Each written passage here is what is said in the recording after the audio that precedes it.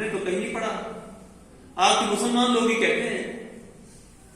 ایک سوال یہ ہوگا, ایک بات میں 100 سے عرض کروں گا. 100 عظیم آدمی, یہ وہ چیز آپ کے سامنے عرض کرنے لگا ہوں جس کی مثال یوں دی جاتی ہے, الفضل ما شاہد بالاعداء, فضیلت وہ ہوتی ہے جس کی گواہی دشمن بھی دے. Michael Hart, ranking of the most influential persons of the history, یہ کہتا ہے کہ میں نے حضرت محمد مصطفیٰ صلی اللہ علیہ وسلم کو سب سے پہلے کیوں لکھا ہے. 100 انسانوں میں نے سب سے پہلے حضور نبی کریم صلی اللہ علیہ وسلم کو لکھنے کی وجہ سے کیا لکھی ہے؟ وہ کہتا ہے میرا ماننا یہ ہے, I think Muhammad was greater than Jesus. میرا ماننا یہ ہے کہ محمد عیسیٰ سے بڑے تھے. پھر اس نے بہت پڑھا ہے, یہ عام شخص نہیں ہے, اس کی ڈگریاں پڑھیں آپ, کہاں کہاں کس کس یونیورسٹی سے اس نے کون کون سی ڈگری حاصل کی. پھر اس نے کہا ہے My choice of Muhammad to lead the list of the world's most influential persons may surprise some readers and may be questions by others. ہو سکتا ہے میں نے جو سب سے پہلے محمد صلی اللہ علیہ وسلم کو اس کتاب میں لکھا ہے, سب بڑا سمجھا ہے, ہو سکتا ہے کوئی سوال کرے اور کوئی تعجب کا اظہار کرے, میں عیسائی ہوں, میں مسلمان نہیں ہوں, پھر اس نے یہ کام کیوں کیا؟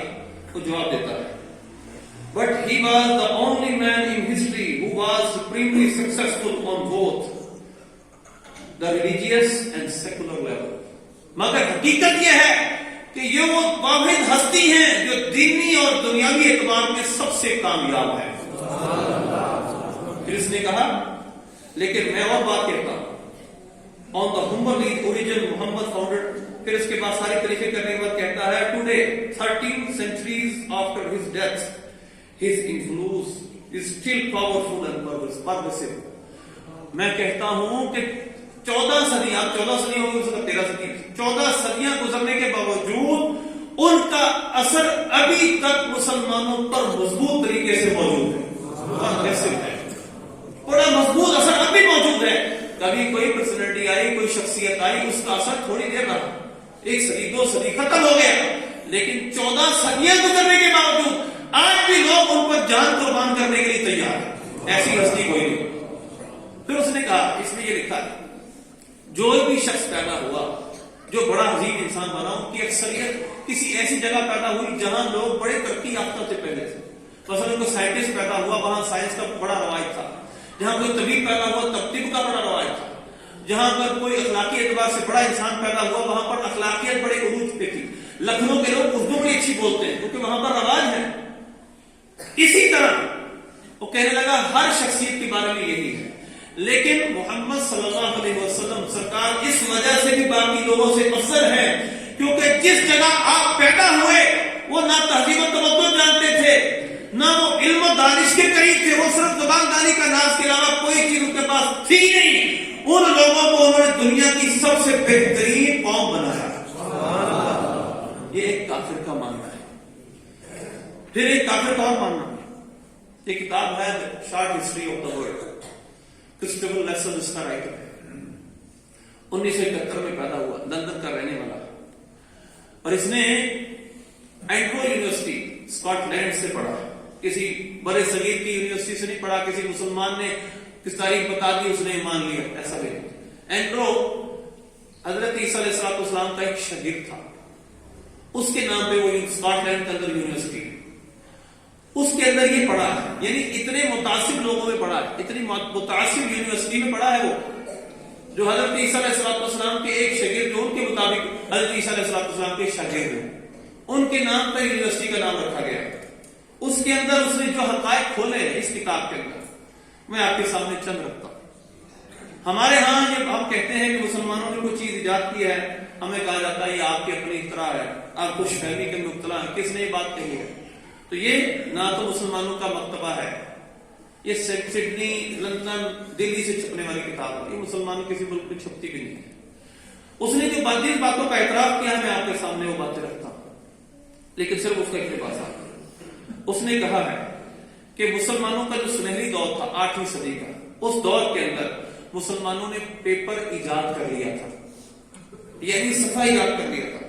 اور اس نے کہا بعض لوگ اس بات پہ اعتراض کرتے ہیں، بعض لوگ اس بات پہ اعتراض کرتے ہیں، ایک لیجنڈ آبجیکشن ہے مسلمانوں پر، بڑا مشہور اعتراض ہے، وہ یہ ہے کہ مسلمانوں نے ایک چائنیز غلام پکڑا، اس کو پکڑ کر وہ کیونکہ صنعت ورقہ جانتا تھا، یعنی کاغذ بنانا جانتا تھا، مسلمانوں نے اسے کاغذ بنانا سیکھ لیا، لوگوں نے مشہور کر دیا کہ مسلمانوں نے کاغذ ایجاد کیا، یہ اعتراض کیا جاتا۔ اس نے کہا ایسا نہیں ہے، یہ اعتراض جھوٹ ہے۔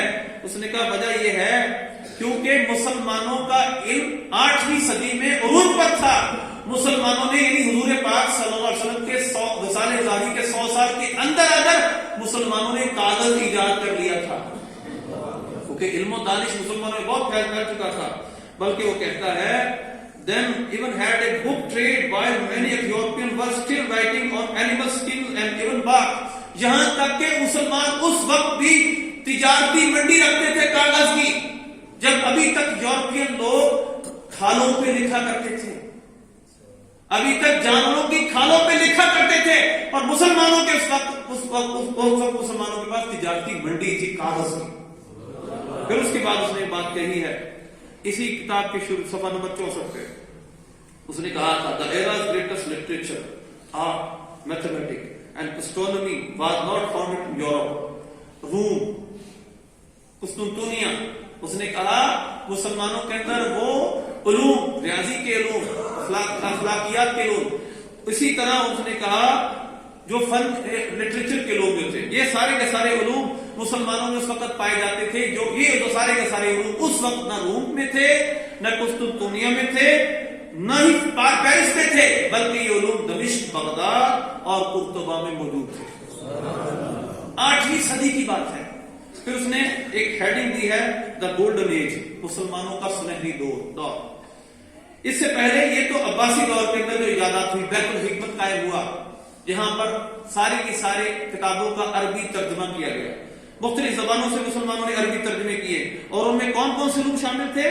وہ کہتا ہے بک آف میتھمیٹکس، میٹرولوجی، موسمیات کا علم، میکینکس، اسٹرونومی، فلسفی، اور اس کے علاوہ میڈیسن، اس طرح کے بہت سارے علوم مسلمان اس وقت پڑھ چکے تھے۔ اور وہ کہنے لگا کہ مسلمانوں نے بہت ساری کتابوں کے ترجمے کیے، اور آخر میں نتیجہ نکالتا ہے in fact a number of these works are known to us today only through Arabic translations۔ حقیقت یہ ہے یہ سارے علوم آج ہمیں ان عربی ترجموں سے پہنچے ہیں۔ اس کے بعد اس نے ایک اور بات کی ہے، اور بڑی ایمان افروز بات ہے ہمارے لیے۔ اس نے کہا the commands of the Quran help fueled many inventions، قرآن کے احکام بہت سارے ایجادات کا سبب بنے، قرآن کے احکام بہت ساری نئی ایجادات، سائنسی ایجادات کا سبب بنے۔ اس نے کہا مسلمانوں نے دیکھا نماز کا ٹائم ہے، تو نماز کا ٹائم معلوم کرنے کے لیے ہر شخص اتنی طاقت نہیں رکھتا کہ چاند کو دیکھے، تاروں کو دیکھے اور وقت معلوم کرے، سورج کو دیکھے، تو لہٰذا مسلمانوں نے کیلنڈر وغیرہ ان چیزوں پر غور و فکر شروع کر دیا، گھڑی پر ایجاد کرنے کی طرف غور و فکر شروع کر دیا۔ اسی طرح مسلمانوں کو حکم تھا علاج کرنے کا، تو یورپ اس وقت صرف دموں پہ اور صرف توہمات پہ ہی یقین رکھتا تھا، اور مسلمان اس وقت کیا کرتے تھے؟ سرجری کا علم بھی جانتے تھے، انڈرسٹینڈنگ آف سرجری، فارماکولوجی، اور اسی طرح ایپیڈیمیولوجی، مسلمان ان تمام علوم کے اندر کام کر رہے تھے۔ اور اس کے بعد اس نے کہا حقیقت یہ ہے کہ western had no knowledge of hygiene and sanitation, Punjabi میں ترجمہ اس کا بہت سخت ہے، اردو میں ترجمہ سن لیں۔ اس وقت یورپ صفائی کرنا بھی نہیں جانتے تھے، اور مسلمان اس وقت as a result the first hospital was established in Baghdad, اس وقت بغداد میں مسلمانوں کا پہلا ہسپتال بن چکا تھا۔ یہ بغداد کی ترقی تھی، لیکن یورپ میں یہ علم کس طرح گیا؟ اس نے اس حقیقت کو بھی کھولا ہے۔ قرطبہ، مسلمانوں کی دو حکومتیں 131 سنہ ہجری کے بعد قائم ہو گئی تھی، ایک اموی حکومت تھی اور ایک عباسی حکومت تھی۔ اموی حکومت قائم تھی، عبد الرحمن اول بھاگ گیا تھا، اور اس نے وہاں جا کر قرطبہ کے اندر اپنی حکومت قائم کر دی تھی۔ اب وہاں جا کر اس نے اپنی حکومت قائم کی، اور کیا وہاں ہوا؟ کتنی مسلمانوں نے ترقی کی؟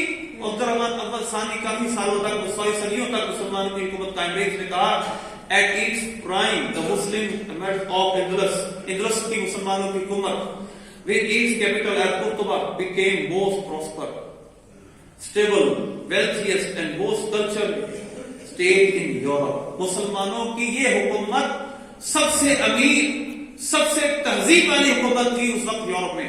اور اس نے کہا indeed حقیقت یہ ہے much of the knowledge from Muslim world passed to rest of Europe through present day Spain. حقیقت یہ ہے کہ یورپ کو جو علم ملا ہے وہ اسپین کے ذریعے ہی ملا ہے. اسپین میں مسلمانوں کی حکومت کا ایک مرتبہ اس کا دارالحکومت تھا, وہاں بہت ساری چیزوں کے ترجمے کیے گئے اور ان ترجموں کے ذریعے باقی یورپ کو علم پہنچا ہے. اب یہ ایک کافر کی گواہی ہے, تو لہذا اب ہمارے